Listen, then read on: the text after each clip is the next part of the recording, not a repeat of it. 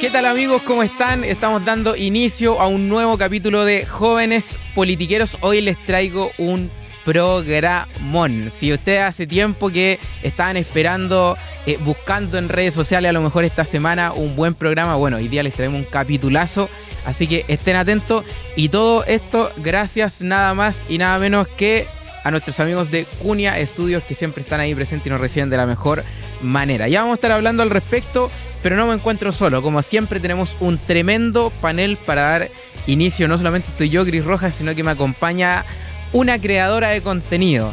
Para muchos, una de las voces, yo diría, de influencia política juvenil, representando a las mujeres del sector, estudiante de pedagogía básica, hace mucho tiempo ya metida influyendo en las redes sociales, le ha tocado estar en Radio Agricultura, ha tenido ciertas invitaciones que se vienen quizá en otros programas, pero está junto con nosotros la gran parte del clan politiqueros también, Sara Mayer Beck. ¿Cómo estás, Sara? Media presentación, gracias, Cris, ¿cómo estás tú? Espero que esté todo bien.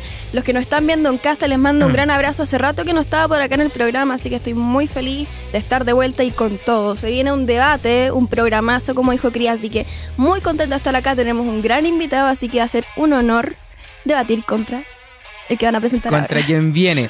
Oye, sí, retomando Jóvenes Politiqueros, y Borja se mandó unos programazos que yo les invito a que puedan verlo también, así como vamos a estar hoy día en un tremendo capítulo. Hay tremendos capítulos con buenos entrevistados, así que para que vayan a verlo. Y entre ellos, un debate. Está junto con nosotros nada más y nada menos que un tremendo invitado, como bien decían ustedes. Se podría decir que es parte de los que hoy están, digamos, participando en el debate público, están de manera activa, periodista y, me estaba hablando así entre medio, periodista y bueno, parte del Partido Radical. Popular, ¿no? Sí, siempre se me va. Está junto con nosotros Felipe Pará, te damos la bienvenida a Jóvenes Politiqueros. No, bueno, gracias por la invitación y yo, como te decía, Cris, yo creo que estos espacios donde uno pueda debatir e intercambiar ideas son necesarios, así que yo estoy disponible siempre, independiente del color político, porque creo que solo así hacemos más grande Chile y además también podemos hacer que la gente se interese de los debates públicos, porque también, como ustedes saben, hay una desafección de la política y yo creo que solo es posible con debates de calidad e intercambiando ideas. Definitivamente, mira, hablando de temas de ideas, sabemos que tú estás situado, se podría decir, el sector de la izquierda. Sí, sin peros, sin complejos. Soy de izquierda, sí. Sin peros. No ultra izquierda ni extrema izquierda. No, se podría decir de izquierda, ¿cierto? Soy de izquierda, sí.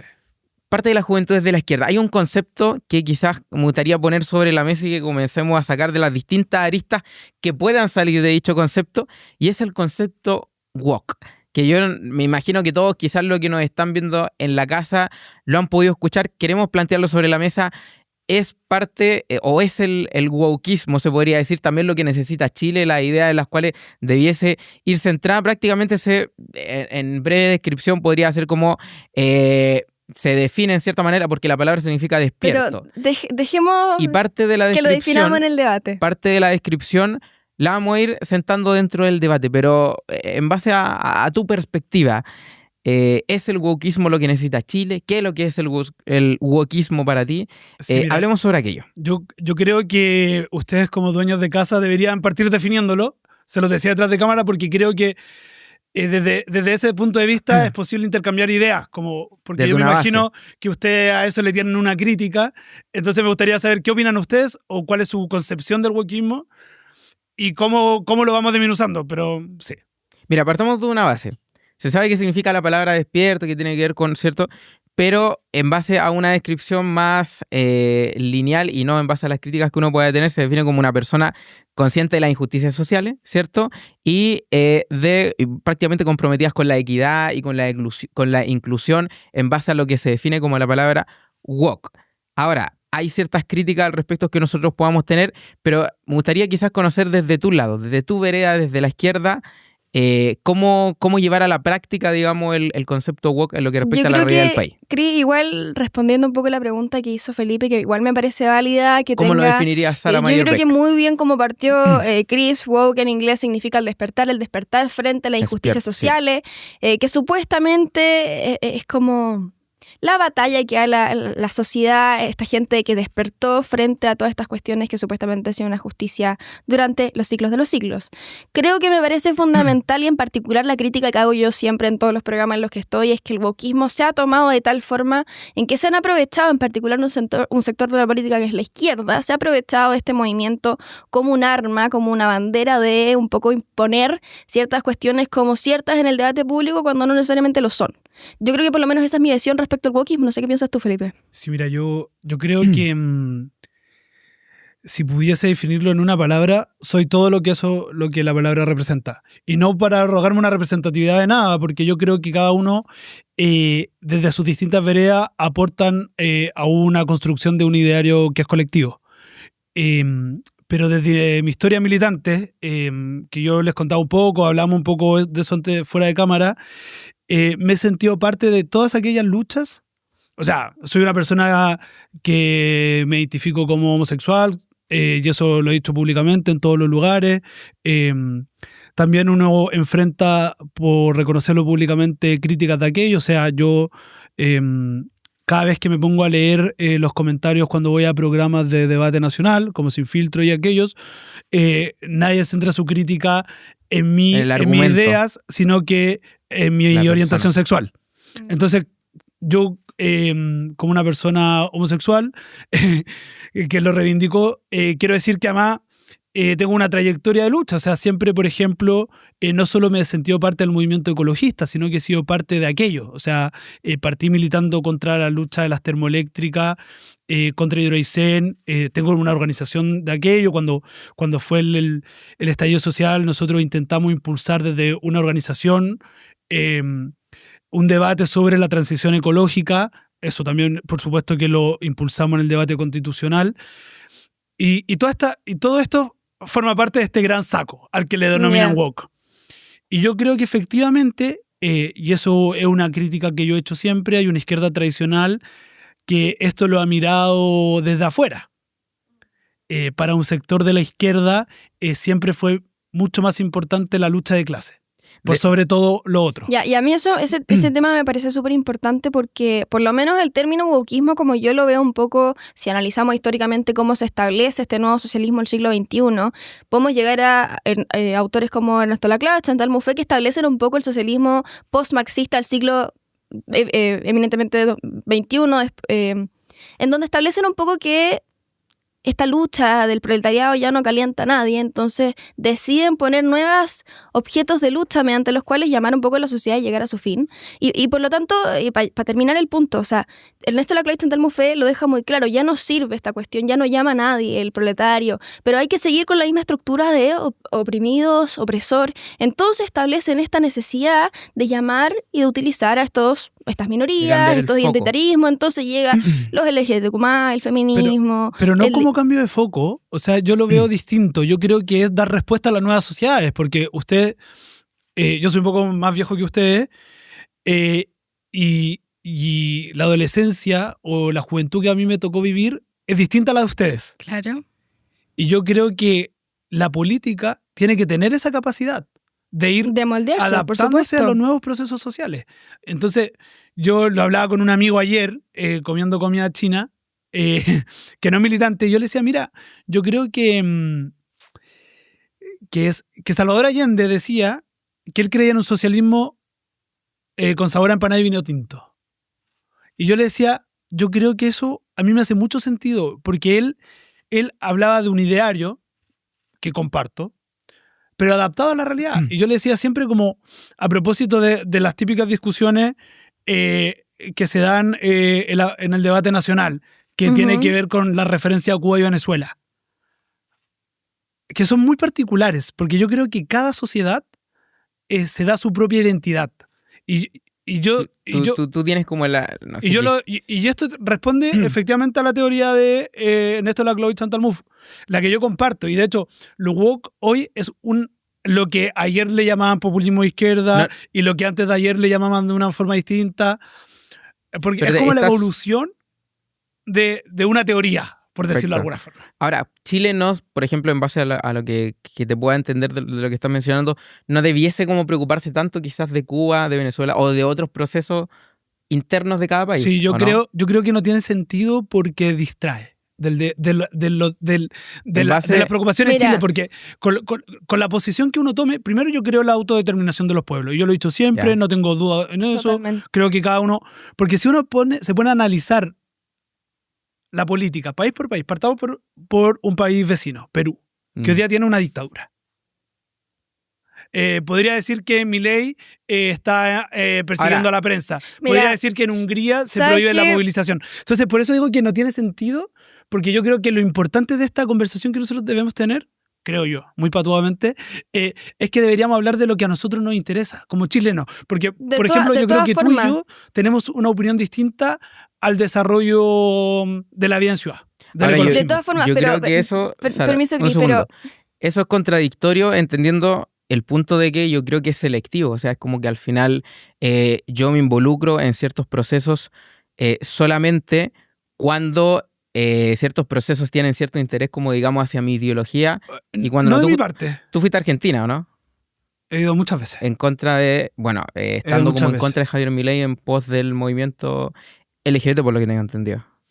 He ido muchas veces a Argentina y la última vez que fui fue cuando metieron presa a Cristina.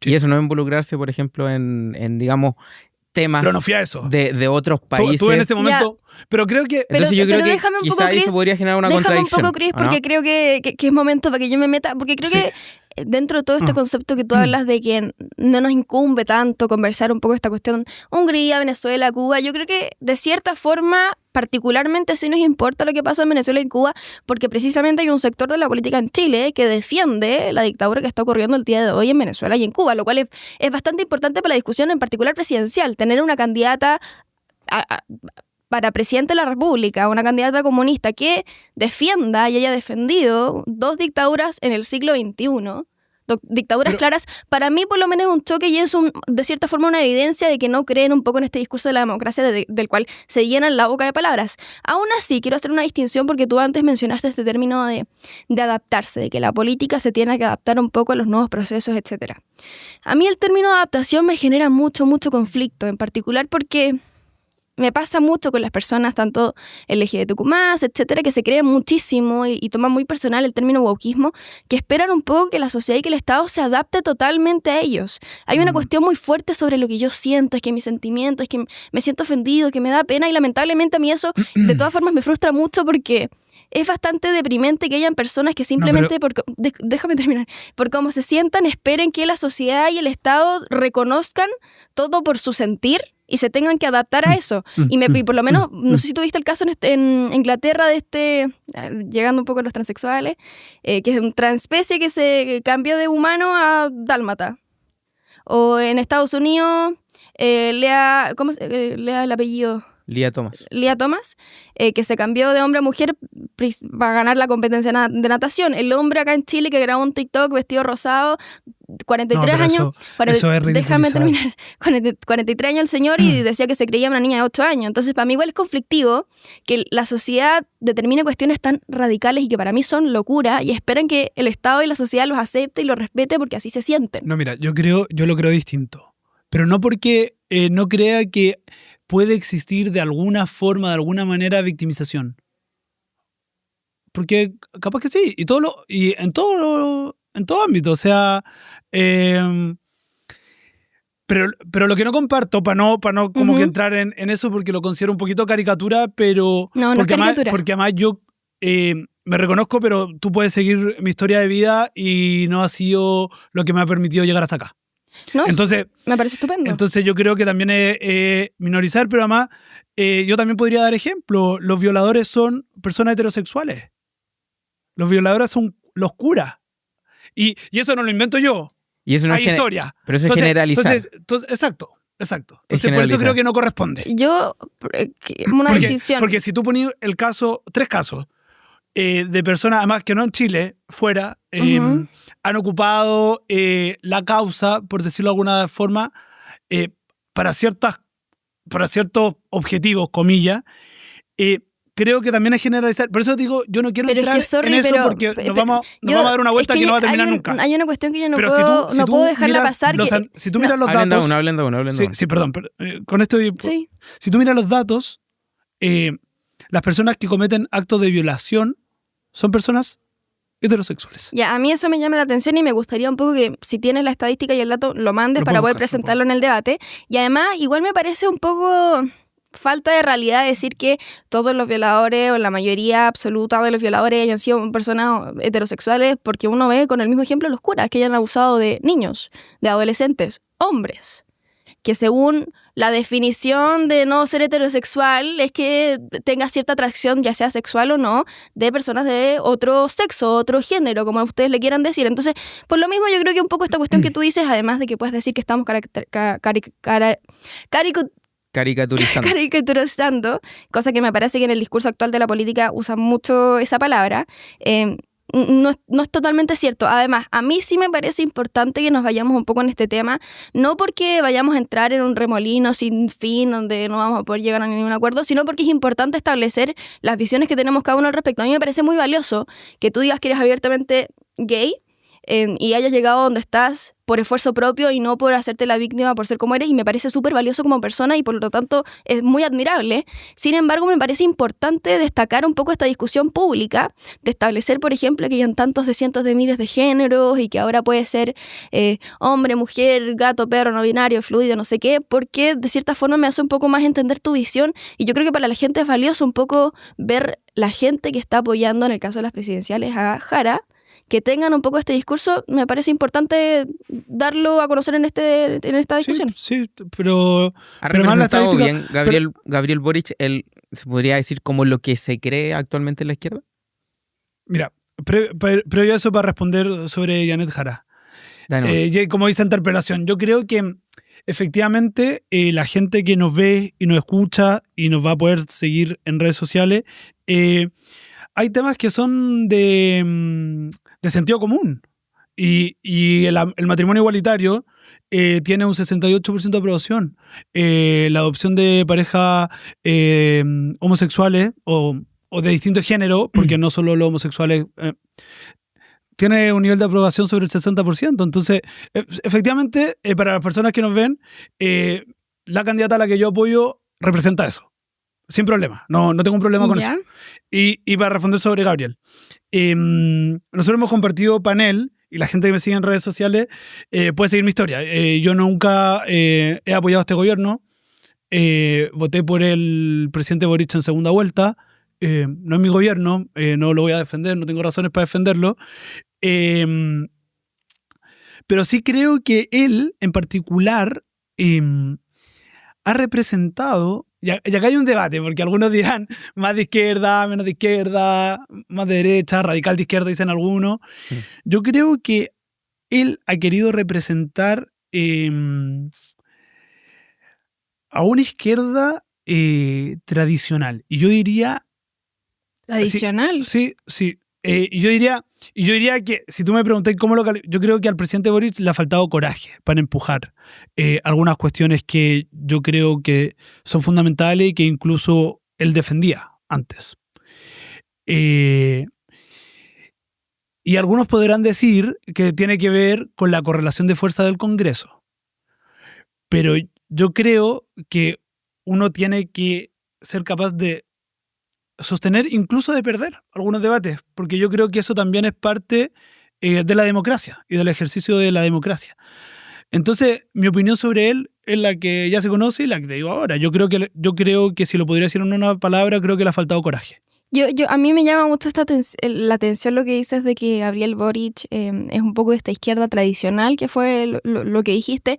A mí por lo menos me es llamativo, principalmente porque si yo analizo un poco los personajes, un poco la historia de la izquierda tradicional, me puedo ir desde Marx, que decía que los homosexuales eran peores que los pedófilos, que el Che Guevara los encerraba en campos de concentración y los fusilaba, que Allende, que se llamaba feminista, por ejemplo, tenía cientos de mujeres y era muy infiel, no sé... Igual me gustaría que me dijera dónde el gobierno de Salvador Allende se declaró feminista. No, pero usted, dije, ¿Dónde? ustedes... No Porque... dije que el gobierno Allende se declaró feminista, sino que dijo ustedes en las marchas, por ejemplo, feministas, ponen las fotos de Salvador Allende como si fuese un feminista y que inició el movimiento, etcétera. Creo que no me corresponde.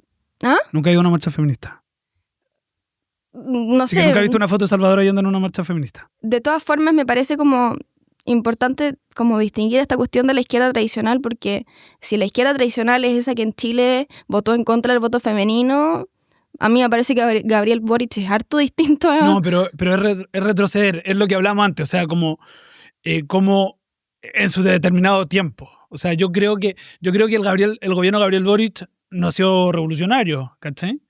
Y yo creo que tampoco ha sido de transformaciones tan profundas. Ha sido prácticamente inútil, entonces, no han hecho nada. Entonces, claro, o sea, yo te lo pongo como en un campo de izquierda tradicional en los márgenes del último tiempo. ¿Hay algo que pueda rescatar? Es imposible hacer además una referencia histórica con Gabriel Boric, porque no... No, ¿hay algo que pueda rescatar del gobierno de Gabriel Boric? Por ejemplo, nosotros creo que tenemos un punto muy crítico en base al gobierno. ¿Pero algo que rescate de su gobierno? Sí, yo creo que la valentía para empujar el tema de la reforma a las pensiones. Porque a pesar de que incluso en su sector, yo mismo creo que la reforma de pensión, a pesar de que va a ser un alivio, comillas, para personas que les cuesta llegar a fin de mes, y por eso yo creo que es valorable, así como cuando se aumentó la PGU, lo hizo el presidente Piñera, también la presidenta Bachelet. Yo creo que es valorable solo ahí, porque va a ayudar a personas que tú y yo conocemos que no tienen la posibilidad de llegar a fin de mes. Lucha pero yo creo que igual hubo un abandono ahí, porque al final le entregó más poder al sistema de FP. Y nosotros durante mucho tiempo dijimos no más FP. ¿Cachai? Entonces, claro, yo te podría decir que eso es un triunfo, pero no del presidente Boric, sino que de la gente, que va a poder recibir más plata en su pensión a contar de este mes, creo que era. Y otra cosa podría ser las 40 horas, que también fueron reformas que empujó Janet Jara. Ahora, yo también en eso tengo una crítica, porque yo creo que hay políticas que deben ser graduales, y si tú haces gradual las 40 horas a 7 años, el trabajador no va a ver el impacto de esas 40 horas. Entonces, claro, yo creo que sí ha hecho cosas. Yo sí le valoro al presidente Boric, lo que sí le valoro es su determinación en relación al rechazo del genocidio en Palestina. ¿Y por qué? Porque creo que él ha tenido una política exterior muy extraña. Y en eso creo que ha logrado ser consecuente. Miran, o sea, por lo menos como yo lo veo y creo que una amplia parte de los chilenos que en particular votaron por él y después se arrepintieron, es un poco esta cuestión de que en la práctica, en la praxis, el gobierno de Gabriel Boric no ha hecho nada más allá de lo que puedan decir de las 40 horas. No han tenido una relevancia, han sido hasta hace poco el Banco Central dijo que trajo consecuencias han negativas. Sido prácticamente inútiles. Entonces, claro, un poco a mí me de cierta forma chistoso que se hayan llenado la boca de palabras de que son la nueva generación de la política, que un poco vienen de los pingüinos, etcétera, que son los nuevos, la nueva izquierda, pero en verdad tienen las mismas ideas malas y no han sido capaces de aplicar nada, literalmente nada. O sea, es cosa de ver cómo lo han hecho en estos años. Por lo menos para mí, y irme un poco más de vuelta al tema en pauta, me es llamativo que tú no solamente menciones que, no sé, Gabriel Boric puede ser de una izquierda tradicional, sí o no, etcétera.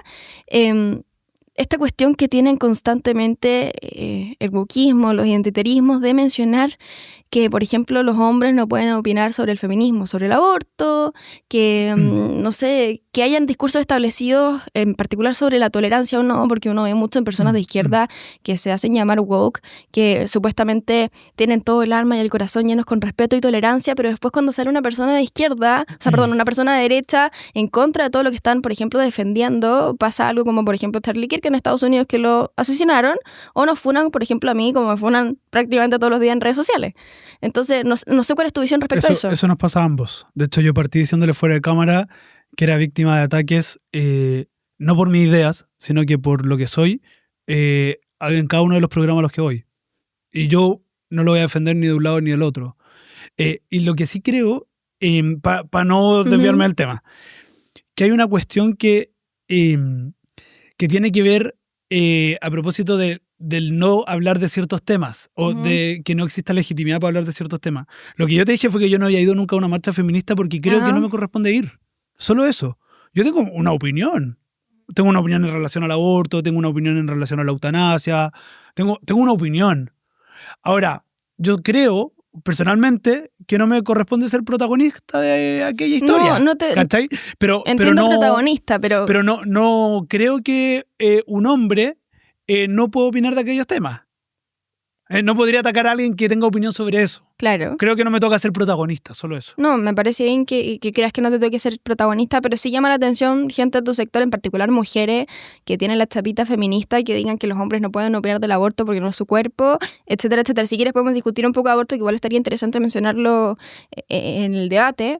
No sé cómo lo ves tú respecto al aborto, como para tener al tiro tu idea sobre el aborto. Yo supongo aborto libre, ¿o me equivoco? No, yo creo que el aborto libre no existe.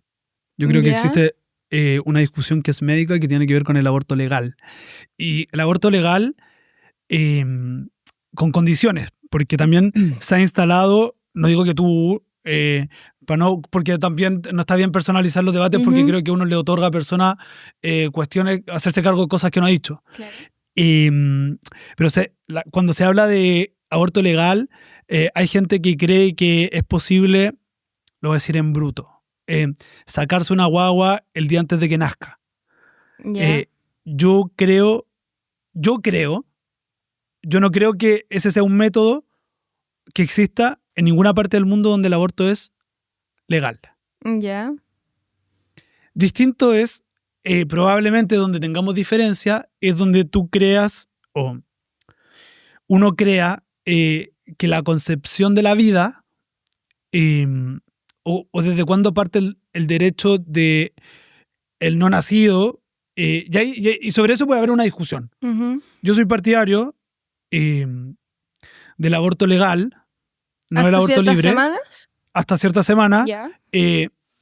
Como el promedio de países que así lo han aprobado, yo creo que hay evidencia que es donde el aborto es legal y seguro, las tasas han disminuido. Yo no creo que ¿tasas de qué? De mujeres que mueran por abortos clandestinos, y también tasas de de maternidad no deseada, porque igual yo creo que no tiene que ver solo con garantizar que también en esto hay una discusión, ¿cierto? Porque yo creo que hay un sector que cree que basta solo con aprobar una ley de aborto legal y que eso sea como una práctica que se utiliza como un método de anticoncepción. Yo creo que tiene que haber un proceso de acompañamiento, por supuesto, y como también lo existe en las 3 causales. Y ahí también hay otra cuestión que tiene que ver con la objeción de conciencia, porque yo creo que permitir que el aborto sea legal, así como permitir que las personas homosexuales se puedan casar, no obliga a nadie a hacerlo. ¿Cierto? Porque... Entonces está de acuerdo con la objeción de conciencia. Sí, claro, creo que podría ser. Positivo. O sea, como que cada uno... ahora, yo creo que la objeción de conciencia es individual. Claro. No institucional. Depende. Claro. Yo creo que, por lo menos para los que me siguen y me han visto en este programa... Yo he visto tu video sobre... Ya, yo lo he dicho abiertamente. Yo soy pro-vida, no creo en el aborto ni una causal bajo ninguna condición. Para mí la vida parte desde la concepción y por lo menos para mí es bien difícil escuchar un poco esta cuestión de que tienen las mujeres feministas del aborto, que mi cuerpo, mi decisión, cuando no es su cuerpo, una vida aparte. Me cuesta un poco entender esta cuestión que digan hasta un límite de semanas cuando no saben definir qué semanas, ni tampoco... Y además dicen un poco, es un cúmulo de células, no es un humano, pero esas células ¿de quién son? O sea, esas células son humanas. Entonces igual para mí es bien triste un poco ver esta cuestión de la decadencia, un poco de la moralidad social, en particular porque uno escucha mucho en sus discursos esta cuestión de la dignidad, que la dignidad, la dignidad, Plaza Dignidad, y por lo menos como yo lo he entendido desde ser una mujer católica, la dignidad parte un poco desde respetar y un poco valorar la naturaleza de la persona humana como tal. O sea, yo creo que todas las personas somos dignas de igual forma. El feto en el vientre de la madre, como Felipe que está sentado enfrente mío, la misma dignidad. Y por lo menos para mí es bien conflictivo escuchar que manoseen tanto el término de dignidad cuando como tal no saben aplicarlo como corresponde, que es respetar a todas las personas igualmente dignas.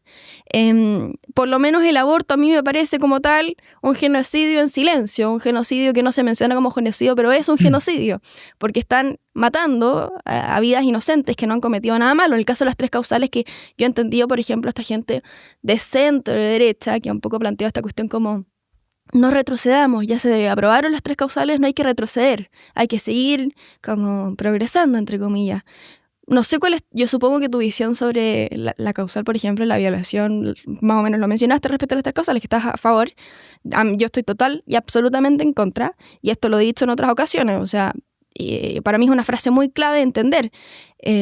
Las circunstancias de tu concepción no determinan el valor de tu vida, o sea, no porque tu papá haya cometido una violación, tú como guagua tienes que pagar el precio. O sea, para mí la responsabilidad penal es personal y no por algo vamos a condenar la vida de un pobre feto, de una guagua por nacer, porque simplemente su progenitor cometió algo tan horrible como un asesinato. Y, para terminar esto que ha sido igual largo, es simplemente una solución parche. Y ni siquiera una solución, es un parche. Como en Chile tenemos un gran problema con el sistema de adopción, etcétera, que es no menor, y hay que considerar tremendamente.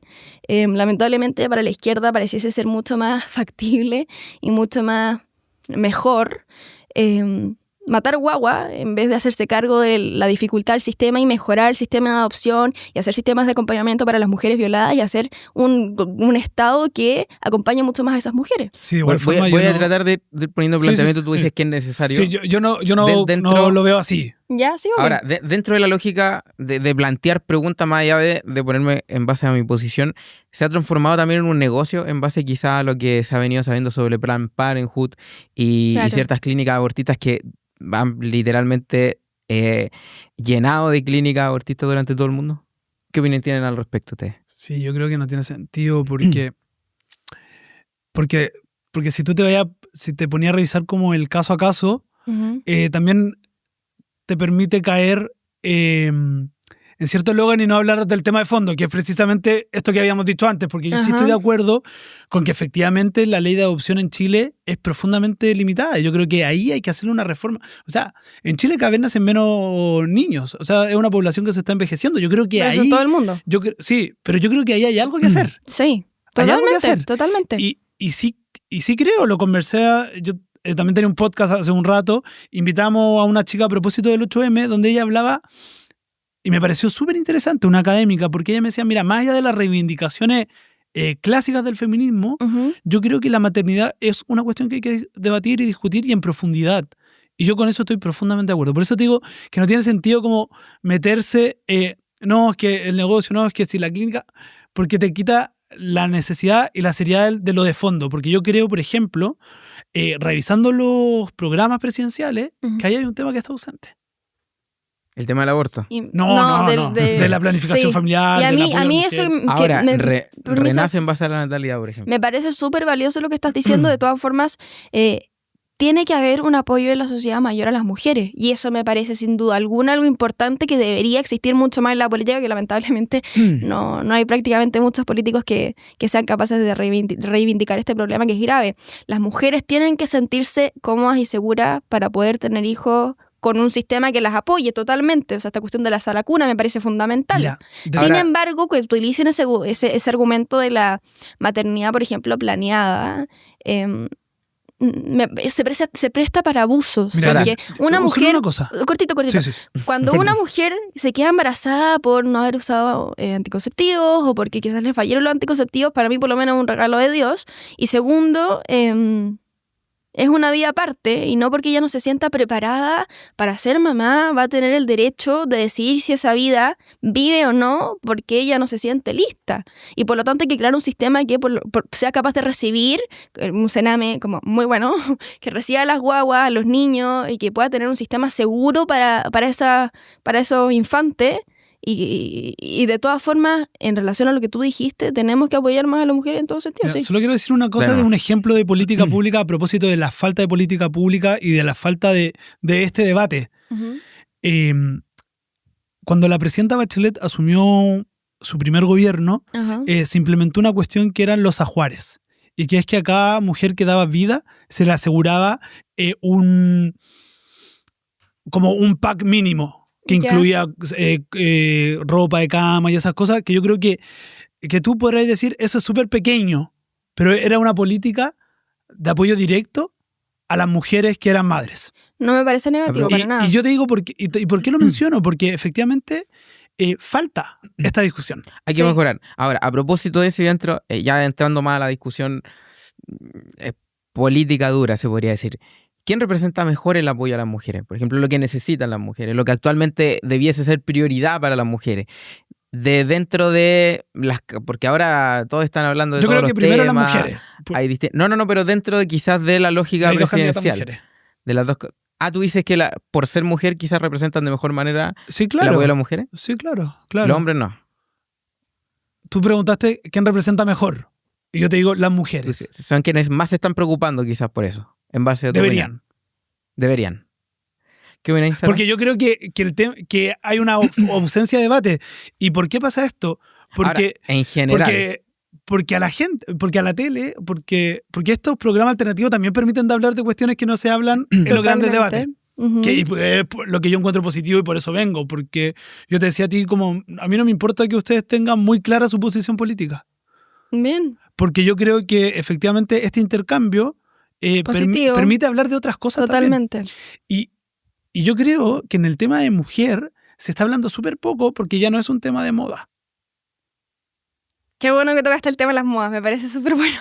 Sí, obvio, y no porque crea que una causa o una reivindicación uh-huh. es más importante en determinado momento. Exacto. Pero efectivamente hay boom de algunas cuestiones hace un proceso electoral atrás y en este proceso electoral hay otros. Si basta con ver los debates de la tele o las entrevistas a los candidatos, que los temas que se hablan son los mismos. Hay ausencia de debate de maternidad, hay ausencia de debate de ciencia, hay ausencia de debate de tecnología. Ahora, estoy que son los temas que además los jóvenes, como ustedes, yo tengo una sobrina de 18, son los que les interesa. Los animales, la tecnología, la ciencia, esas cosas son las que de mi sobrina. A mí me parece interesante lo que, como un poco este planteamiento de quién es capaz de analizar mejor y entender mejor el tema de las mujeres. A mí me parece que las mujeres, primero entender que los hombres y las mujeres somos distintos, punto. Los hombres y las mujeres tenemos diferencias que nadie puede negar, somos distintos y por lo tanto los hombres tienen ciertos entendimientos que las mujeres tienen distintos y que las mujeres, como podemos ser mamás y como tenemos una emocionalidad y quizás una empatía un poco más grande, tenemos distintas perspectivas al respecto. Sí me parece que una mujer quizás pueda entenderlo de mejor forma, pero sin quitarle el valor a hombres que entienden esta cuestión por estar casados y tener hijos, etcétera. Y para mí, por lo menos, que yo voy a votar por José Antonio Kast, que José Antonio Kast es mi candidato, y para mí que defienda el valor de la familia es un claro ejemplo de cómo a él totalmente le importan y defiende la causa de la mujer. Y porque como yo soy cristiana y más allá del debate como de creencia, religión, etcétera, religioso. Yo creo en la familia. La familia es importante en una sociedad y lamentablemente cada vez hay menos niños, la gente no quiere tener hijos. Ahí está el plan Renace. Ahí está el plan Renace. Y en particular creo que si los hombres pueden ser muy buenos en eso, tanto hombres como mujeres, quizás en este momento hay ciertas mujeres que pueden hacerlo entender más desde un punto más imparcial, desde quizás la experiencia de ser mamás o no, pero desde el valor que le da, por ejemplo, José Antonio Kast a la familia, me parece que es un claro ejemplo de cómo es perfectamente capaz para poder establecer el tema en pauta, en la discusión pública, con todo el conocimiento posible. Pero le ha faltado. yo creo que a ambos candidatos les faltaba. O sea, para mí que ver, no sé, por ejemplo, en el gobierno de Gabriel Boric, que prefieran gastar en una campaña para enseñar cómo dibujar un clítoris en vez de discutir estos temas, es un claro ejemplo de cómo les ha faltado. No sé tú. Sí, claro. Sí, yo no tengo un problema con eso, pero sí creo que efectivamente, tú también lo decías, o sea, la mujer es distinta al hombre y efectivamente hay una sensibilidad distinta. Exacto. Por eso te decía que era un poco tramposo que tú me dijeras, ya, pero ¿está más capacidad? No, yo creo que la mujer efectivamente, por solo el hecho de ser mujer y que es distinta al hombre, tiene una sensibilidad distinta, porque sin duda creo que la señora de José Antonio Caz o las hijas mujeres de José Antonio Caz, ¿tiene hijas mujeres o no? Sí. Ah, ya. Es que tiene muchos hijos. Para no caer en una fake. Lo sientan distinto. Ambos. Y probablemente ella le aporte muchísimo en eso a él. Pero espérame, mira. O sea, yo le otorgo un valor positivo. Claro. Llevémoslo un poco a la práctica. He tratado, y de verdad que no voy a dar mucho mi opinión, quiero abrir el debate. ¿Qué es lo que más le interesa actualmente a las mujeres? ¿Cuál es la mayor preocupación que tienen las mujeres hoy en día? ¿Qué es lo que a lo mejor hasta no las deja dormir en la noche porque resulta que hay un tema que quizás dicen, pucha, ¿por qué la política? Entre estar preocupados de muchas propuestas y muchas otras cosas, que las mujeres puedan decir, ¿por qué no se preocupan de esto si a nosotros nos tiene literalmente con dolor de cabeza? Ese es quizás llevándolo a la práctica. Y dentro de esa lógica, lo que me mencionen, ¿quién está representando de mejor manera la preocupación de la mujer? Yo creo que es clave la pregunta y para mí es una respuesta simplísima: la inseguridad. Para mí la verdadera feminista como tal en este país es la que defiende la seguridad de las mujeres para salir a las 8, 12 de la noche o 2 de la mañana y estar segura en la calle sin que te asalten, sin que te roben, sin que te secuestren y sin que te violen. O sea, para mí lo primordial dentro de la política y la discusión pública es primero establecer prioridades, porque no podemos estar hablando de, no sé, los transexuales y el animalismo cuando no hemos discutido la base para que un país funcione, que es la seguridad. Para mí eso es primordial sobre la discusión de las mujeres, porque si tú eres mujer, a diferencia de un hombre, que yo sé que mucha gente de repente no les cuesta esta conversación, pero por ejemplo, a una mujer no solamente la matan, a un hombre lo van a matar, no sé, a una mujer no solamente la van a matar, probablemente la van a violar, a un hombre no lo van a violar. Entonces hay que entender que las mujeres, como somos efectivamente físicamente más débiles que un hombre, sufrimos el tema de la inseguridad mucho más. Y por lo tanto José Antonio Caz es el que más le ha puesto énfasis al tema de la seguridad y es el que más por lo mismo ha defendido un poco lo que las mujeres tanto hemos pedido, que es estar seguras en la calle. Felipe. Sí, mira, yo efectivamente creo que el vivir tranquila es una preocupación. O sea, yo voy a ver a mi mamá sagradamente todos los fines de semana al mismo lugar donde nacimos, donde yo nací, en Recoleta. Y la tranquilidad del barrio, que es de mujeres, pero también de todos, es una preocupación, evidentemente. El llegar a fin de mes también es una preocupación de las mujeres. Sí. Y de las mujeres jóvenes, por ejemplo, poder comprarse su casa propia. También es una preocupación. Porque cuando la mujer joven es soltera, mamá soltera o soltera, le cuesta más. Y eso también es una preocupación. Y tener tiempo para pasar con su familia también es una preocupación. O sea, mi mamá, que además está criando a mi sobrina de 18 años, como tú, tiene que trabajar. Y el tiempo que tiene ella para pasar con mi sobrina es menor. Y tiene que trabajar porque es el sustento de ella. ¿Quién representa? Y tiene que trabajar para poder darle la educación que mi sobrina necesita. ¿Cachai? ¿Quién representa mejor dichas preocupaciones de las mujeres actualmente, la presidencial? Mira, yo creo que más allá de la cuestión particular de las mujeres, yo creo que Janet Jara, que es una candidata a la que yo apoyo, no por sentirme oficialista, sino que yo la apoyo porque creo que es capaz de reencarnar una sensación de muchos de que no es posible tener un presidente que te ilusione y que conozca la calle y que conozca cuál es la realidad de una familia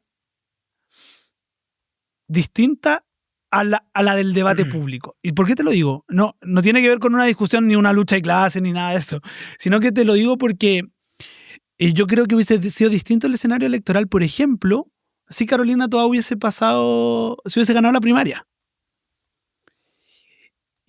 Y lo que con mi mamá he hablado, y lo que con unas vecinas mías, que yo en esto no tengo problema, como soy una persona que defiende mi idea sin problema, cada vez que tengo que ir a recorrerme la feria para apoyar a alguien, ir a convencer a alguien de votar, estoy ahí. Y yo creo que hay una cuestión, y sigo votando en la Junta de Vecinos del barrio en el que nací. Que eso también te permite un arraigo territorial y un anclaje territorial distinto. Y no me quiero salir de la pregunta. Yo creo que Janet Jara lo representa mejor porque lo entiende de una manera distinta. Y esto tiene que ver con su origen. Y yo creo además que no es posible, y aquí yo creo que es otro debate, pero que no quiero que nos metamos en eso para no desviar tu pregunta, que tiene que ver con cómo uno concibe el Estado. Y ahí es donde nosotros tenemos diferencias profundas. Y yo creo, y esto ¿sabes qué? Me acordé de una conversación que tuve con una compañera que me dijo, que es súper de origen popular, y me dijo, no, fui a la feria y la gente ya se compró ese discurso del CAS de achicar el Estado. Porque claro, es de sentido común. Y ella me decía, pero no saben, y me decía, nosotros hacemos mal nuestra tarea porque no sabemos explicar por qué es importante un Estado fuerte. Y ese es otro tema, no me quiero meter en eso, pero yo creo que Janet Jara lo encarna mejor. Pero Janet Jara tiene que... Disculpa que te interrumpa. ¿Janet Jara tiene credibilidad realmente?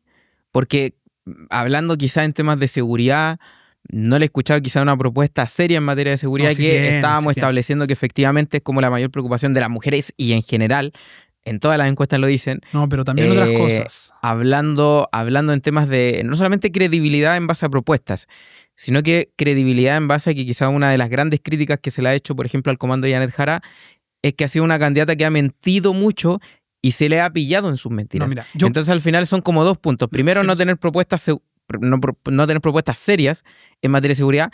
Y segundo, que sea una candidata que te mienta de manera constante, y yo creo que eso igual te deja señal en el día de mañana si realmente va a cumplir lo que dice. A mí lo de Janet Jara me es bastante como difícil dentro de todo porque uno habla de las preocupaciones, pero entendiendo que es una mujer comunista y que se ha dedicado, o como tú has mencionado un poco esta cuestión de la ilusión, ella sí que los ha ilusionado como tal y ha intentado establecer este discurso de que ella es súper simpática y carismática, pero cuando dijo lo de la temporera y no sabía qué fruto estaba cosechando, se le cayó un poquito el discurso. O sea, y para mí es básico, porque cuando tú hablas de que las preocupaciones, por ejemplo, de las mujeres es poder tener casa propia, tener un sueldo, tener estabilidad, pero lamentablemente una mujer marxista que no cree en el capital, que no cree en el libre mercado, que es de donde sale la plata, y o sea, para que ustedes lo entiendan, gracias al capitalismo las mujeres somos como somos hoy día. Gracias al capitalismo las mujeres tenemos la capacidad de trabajar y de ser personas independientes, porque nos ha dado la opción de participar en el mercado. Antes, cuando no existía esto,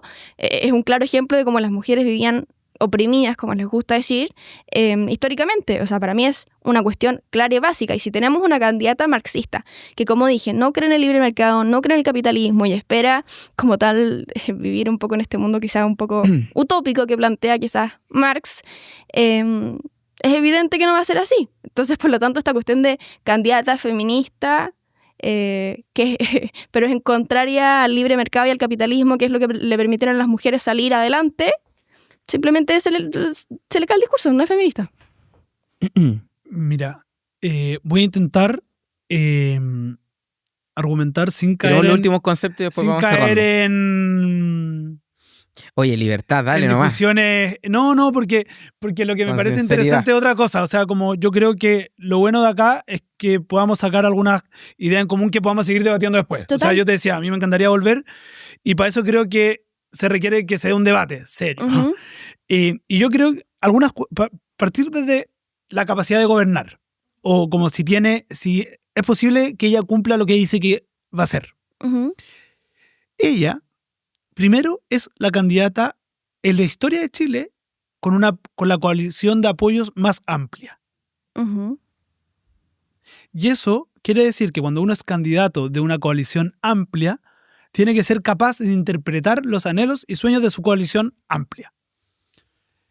Y ahí creo que efectivamente Janet Jara ha demostrado en el Ejecutivo que tiene capacidad de llegar a acuerdos y sacar adelante reformas. Además, ella ha sido la ministra que ha podido sacar adelante reformas que el gobierno de Gabriel Boric se planteaba como importantísimas. y yo no voy a entrar en ese debate porque yo ya te dije que yo tenía críticas a aquello, cómo se dio, cómo se hizo, cómo terminó. Pero en concreto, ella ha demostrado con los hechos que tiene capacidad de gobernar y llegar a acuerdos. Ahora, sí creo que, por ejemplo, su candidato, José Antonio Kast, que fue 12 años o 16 años parlamentario, no fue capaz de impulsar ningún acuerdo que beneficie a Chile y a los chilenos. Espera. Dale. Y ahí yo creo que efectivamente uno nunca, o no es posible que uno siempre esté de acuerdo en el totalidad. Por ejemplo, si a José Antonio Kast le toca gobernar, va a tener que gobernar incluso con los que ustedes consideren tibios de derecha.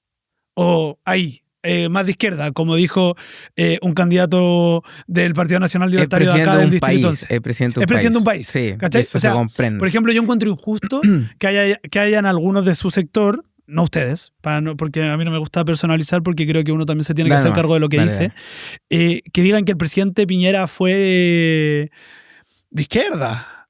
Yo he escuchado a un par de personas de su sector y a mí eso me parece, o sea, yo tengo diferencias profundas con el presidente Piñera, pero que alguien me diga que fue un presidente de izquierda es muy lejano y distante a la realidad, ¿cachai? Por eso yo creo que es importante debatir con seriedad. Y yo efectivamente creo que Janet Jara tiene la posibilidad de gobernar. Y yo creo, yo tengo una crítica, porque yo te lo decía también fuera de cámara, que yo tengo una tesis hace mucho rato, que creo que la elección presidencial está abierta, que no hay hoy un ganador de la elección, más allá de la encuesta.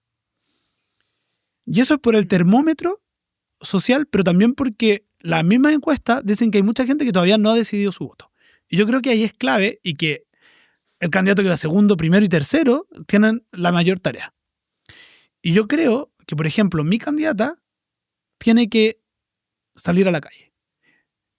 Y yo el otro día le decía porque alguien dice, no, es que les da miedo, no están donde las papas queman. Yo creo que tiene que estar. Y yo creo, por ejemplo, el otro día estuve en Copiapó cuando nuestra candidata estaba en la gira. Y había un espacio reservado para personas.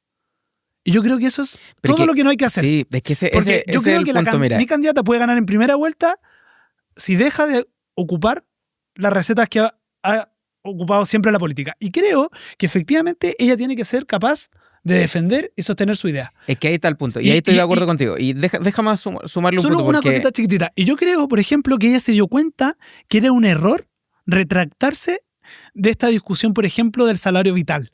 Que se acuerdan ustedes que como que hubo un semi-intento, porque después lo reforzó.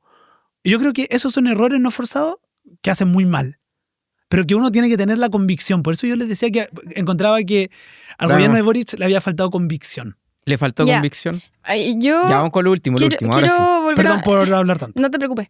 Volver a algo que mencionaste que me parece clave, que es la gobernabilidad. Para mí hay que entender lo siguiente. La izquierda tiene una organización admirable. O sea, siempre desde sus inicios han sabido apoyarse mutuamente en todos los escenarios necesarios y algo que lamentablemente a la derecha le ha costado muchísimo. O sea, eso no hay que negarlo. Pero hablar de gobernabilidad, o sea, José Antonio Kast tiene ideas, tiene liderazgo, tiene equipo. Y para mí es un poco raro esta cuestión porque no tendría gobernabilidad por no compartir ciertas ideas con personas o grupos de la derecha o porque la izquierda no los va a dejar gobernar. Porque como ya lo han amenazado personas de la izquierda, como Artés, diciéndole que Kast no lo van a dejar gobernar o que le van a hacer un nuevo estallido, me parece un poco más evidencia de que no va a ser un problema de la derecha la gobernabilidad, sino de la izquierda. No, claro, pero yo creo que ahí hay gente que se arroga representaciones.